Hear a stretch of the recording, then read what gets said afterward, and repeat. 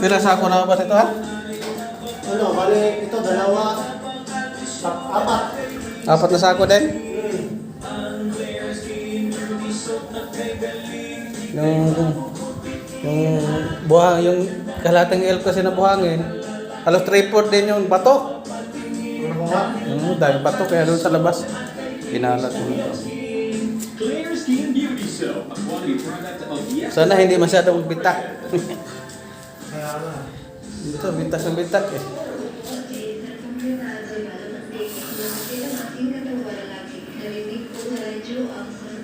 Tigas na dito bata.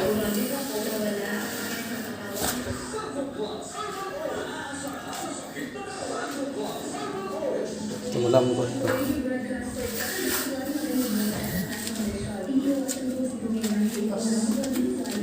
Kapal pala no?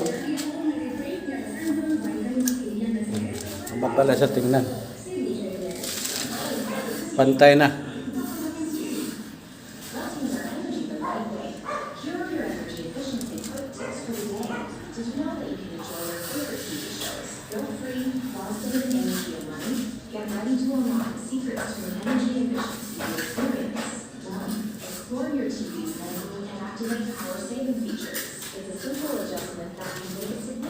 Tanggal na ko ano, binakbak ni Jay.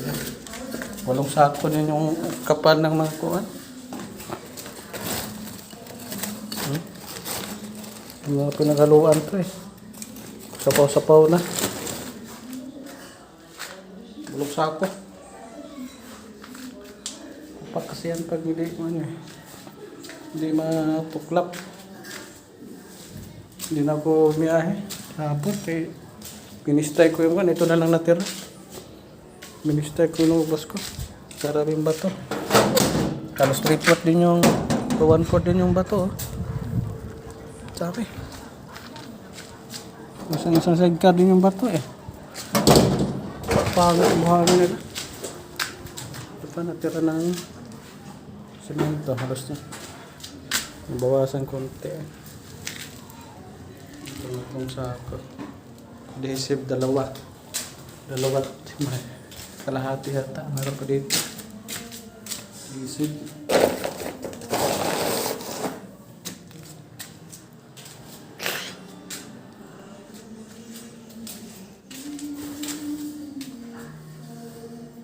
pangit yung drum at yung bagong drum ganda dyan nilagyan ni JR yung ilalim tinasan kay mababa matibay.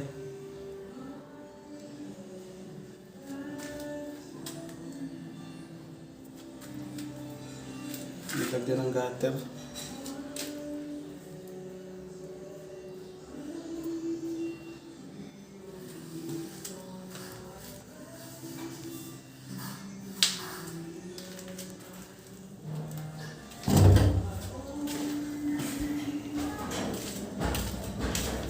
Tiles 8. Puti na lang. So ba yung tiles sa labas? May natirang 11 piraso. 11 piraso ang natira sa tiles sa labas. Dingding sa CR.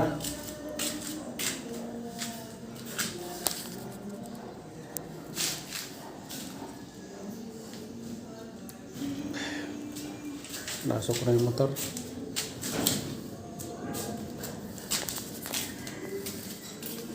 Ipit na.